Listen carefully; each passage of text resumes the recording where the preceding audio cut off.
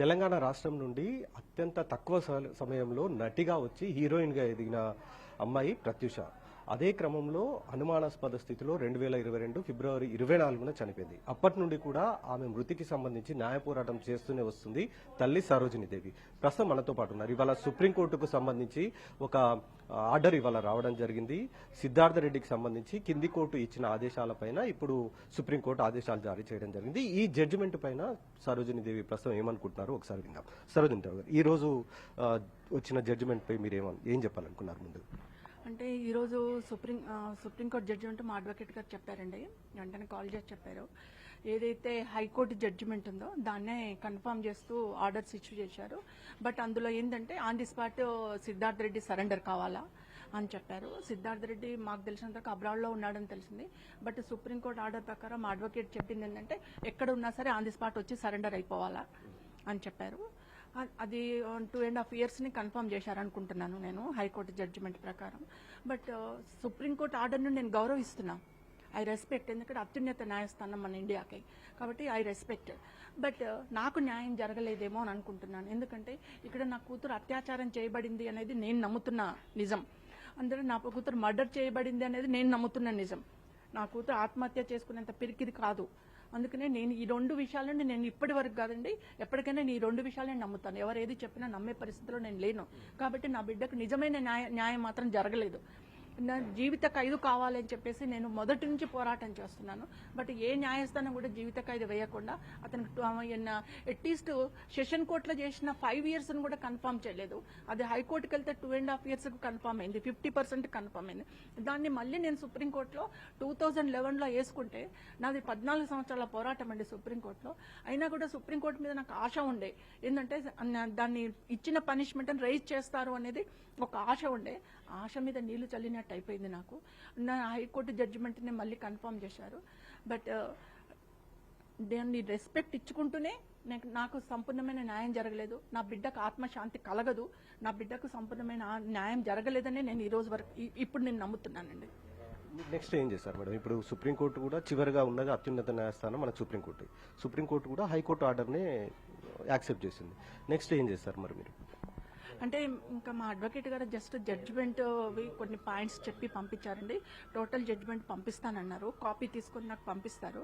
అప్పుడు ఆ కాపీలో ఏమేమి పెట్టారు, ఏముంది జడ్జిమెంట్లో ఏముంది, అది మొత్తం చదివిన తర్వాత మా అడ్వకేట్ గారితో డిస్కస్ చేస్తాను. ఫర్దర్ ఏం చేద్దాము, ఎలా చేద్దాం, ఏమన్నా చెయ్యొచ్చా, నాకు లీగల్గా ఇంకా తెలియదండి. మా అడ్వకేట్ గారితో మొత్తం చర్చించిన తర్వాత డిస్కస్ చేసి జడ్జిమెంట్ కాపీ వచ్చిన తర్వాత నేను డిసిషన్ తీసుకుంటానండి.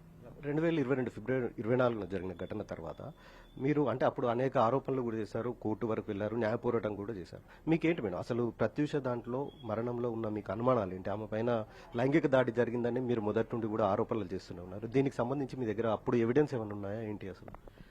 అంటే నేను ప్రత్యూష చనిపోయిన తర్వాత అండి 24th మార్నింగ్ 11:30కి ప్రత్యూష చనిపోయింది. నాకు అనౌన్స్ చేశారు. ప్రత్యూష ఎప్పుడు చనిపోయింది హాస్పిటల్లో అనేది నాకు తెలియదు. బట్ నాకు 11:30కి డాక్టర్స్ వచ్చి కన్ఫర్మ్ చేశారు, ప్రత్యూష చనిపోయింది, హార్ట్ అటాక్ వచ్చింది, చనిపోయింది అని చెప్పి కన్ఫర్మ్ చేశారు. అప్పుడు నేను షాక్ తిన్నా, అసలు నా కూతురు ఎందుకు చనిపోయింది అంటే ఆత్మహత్య చేసుకునేంత బలహీనురాలు కాదు తను, అంత వీక్ హార్ట్ కాదు, స్ట్రాంగ్ అమ్మాయి. నేను అట్లా పెంచుకున్నా, రెస్పాన్సిబిలిటీ గర్ల్. అటువంటి అమ్మాయి ఎందుకు చనిపోయింది అనేది ఒక షాక్లో ఉండిపోయినా. నేను ఒక్కదాన్నే కాబట్టి నేను ఎట్లా చనిపోయింది అనే బాధలో ఉండిపోయి తర్వాత దాన్ని తీసుకుపోయి పాపను వాళ్ళ దగ్గర పోస్ట్ మార్టం లేదంట, సో గాంధీ హాస్పిటల్లో పెట్టారు, మార్చురీలో పెట్టారు. నైట్ మేము వచ్చేసినాం, నైట్ మార్చురీలో పెట్టేసి వచ్చేసినాం ఇంటికి.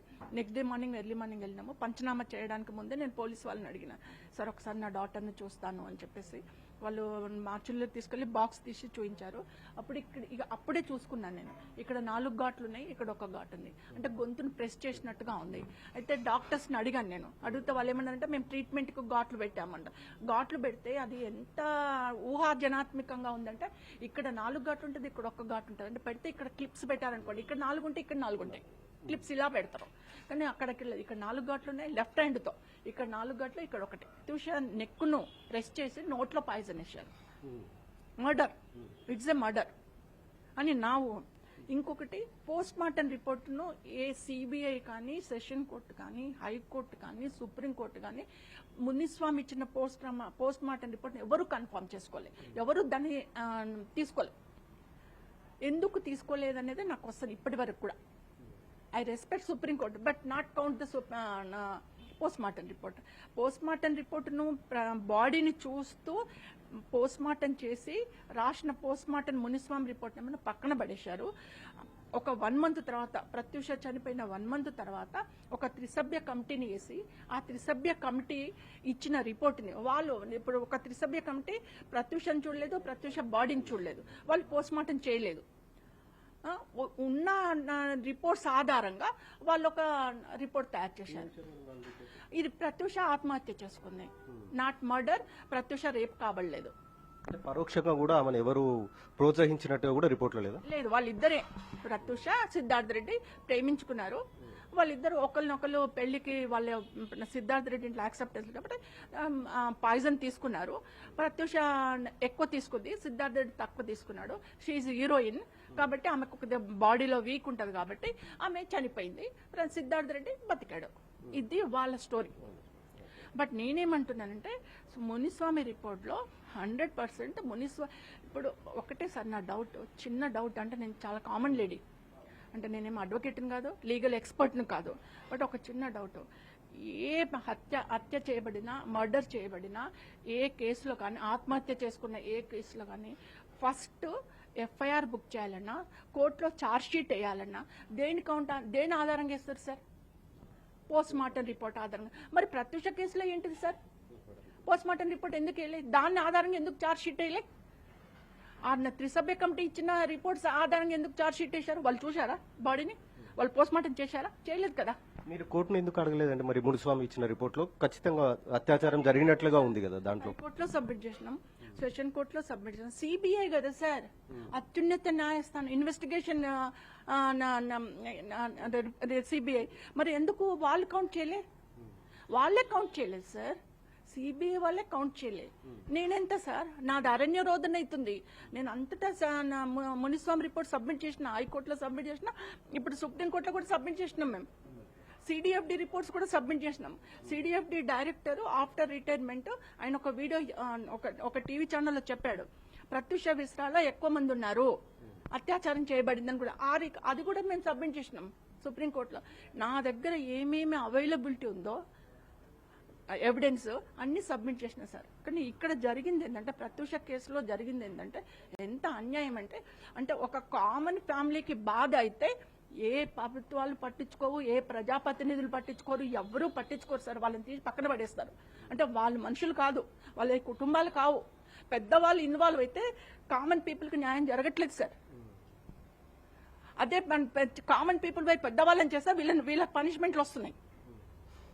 కానీ మాలాంటి వాళ్ళకి న్యాయం జరగట్లేదు సార్. నేను చూస్తున్నాను కదా, అదే నాకు జరిగింది. ప్రత్యక్షంగా నేను అనుభవిస్తున్నా, నాకు న్యాయం జరగట్లేదు. ఇప్పటికీ మీకు ఈ ప్రత్యూష కేసుకు సంబంధించిన దాంట్లో ఇంకా ఏమున్నాయి మేడం? అనుమానాలు ఏమున్నాయి? ఇంకెవరైనా బెదిరింపులకు పాల్పడుతున్నారా మీ పట్ల? సిద్ధార్థ రెడ్డిని కేసు నుండి తప్పించాలి, అతని పైన పూర్తి స్థాయిలో మీరు సాక్ష్యాధారాలు ఉన్నా కూడా మీరు పెట్టలేకపోయామని చెప్తున్నారు కదా. సాక్ష్యాధారాలు లేవని కదా సార్. ఇప్పుడు న్యాయస్థానానికి ఎంటర్ కాకముందుకే ప్రత్యూష చనిపోయినాగానే సాక్ష్యాలు ఉన్నాయి సార్, కానీ తారుమారైపోయినాయి, మొత్తం తీసేశారు. అప్పుడు స్టార్టింగ్లో నాకు బెదిరింపులు వచ్చినాయి. ఎందుకు బెదిరింపులు వచ్చినాయి? ఈమె ఎక్కడెక్కడైనా సాక్ష్యాలు కవర్ చేసుకుంటుందేమో, సాక్ష్యాలు తీసుకుంటుందేమో, భయపెడితే ఆగిపోతుంది, భయపెడితే సాక్ష్యాల ఎవిడెన్స్ కవర్ చేసుకోవడానికి వెళ్ళదు, సేకరించుకోవడానికి వెళ్ళదు అనే ఉద్దేశంతో నన్ను బెదిరించారు. ఏంటంటే నీకున్న ఒక్క కొడుకుని తీసేసుకుంటావా? బిడ్డ పోయింది, కొడుకున్నాడు కదా, కొడుకుని తీసేస్తావా? ఏమనుకుంటున్నావు అంటే నేను ఒకటే చెప్పా, బిడ్డ పోయింది, కొడుకుని తీయండి, నన్ను కూడా తీయండి, రేపు మీరు మా కాళ్ళ దగ్గరికి రారా? మీరు చనిపోరా? నువ్వు 1000 years, నేను ఇలాగే అడిగాను సార్, 1000 years బతుకుతావా? నువ్వు బతకవు కదా, నన్ను బెదిరిస్తున్నావు. ఎన్నేళ్ళు బతుకుతావు? 50 ఏళ్ళు బతుకుతావు, ఇంకో 70 ఏళ్ళు బతుకుతావు, తర్వాత నువ్వు చస్తావు కదా. నేను ఇదే లాంగ్వేజ్లో వాళ్ళని అన్నాను సార్. కానీ నేను ఎక్కడ భయపడలేదు, తిరిగాను. బట్ నాకు దొరికిన ఎవిడెన్స్ అన్నింటిని కోర్టులలో సబ్మిట్ చేసుకున్నాను. బట్ నాకు ఎక్కడ కూడా నాకు సాటిస్ఫై అయ్యే న్యాయం జరగలేదు. ప్రత్యూష ఆత్మకు శాంతి జరిగే న్యాయం కూడా జరగలేదు సార్ ఇక్కడ. అంటే రెస్పెక్ట్ ద జడ్జిమెంట్ అనుకుంటూనే నాకు న్యాయం జరగలేదని చెప్తున్నాను సార్. తెలుగు రాష్ట్రాల నుండి హీరోయిన్ గా అంటే సినిమా ఇండస్ట్రీకి రావాలంటేనే ఆ కాలంలో చాలా మంది భయపడేవారు. అలాంటిది మీరు మీ అమ్మాయిని ఇండస్ట్రీకి తీసుకొచ్చి హీరోయిన్ దాకా తీసుకొచ్చారు. మంచి నటిగా కూడా పేరు వచ్చింది. ఒకవేళ బ్రతికి ఉండి ఉంటే ప్రత్యూష ఇప్పుడు ఏ స్థాయిలో ఉండేదని మీరు అనుకుంటారు? మంచి స్థాయిలో ఉండేది అంటే ప్రత్యూషకి ఒక ఆశయం సార్, ఒక శ్రీదేవి లాగా ఉండాలి, ఒక సౌందర్య లాగా ఉండాలా, నేను ఆ పేరు తెచ్చుకుంటా మమ్మీ అని చెప్పేసి 24 hours హార్డ్ వర్కర్ సార్.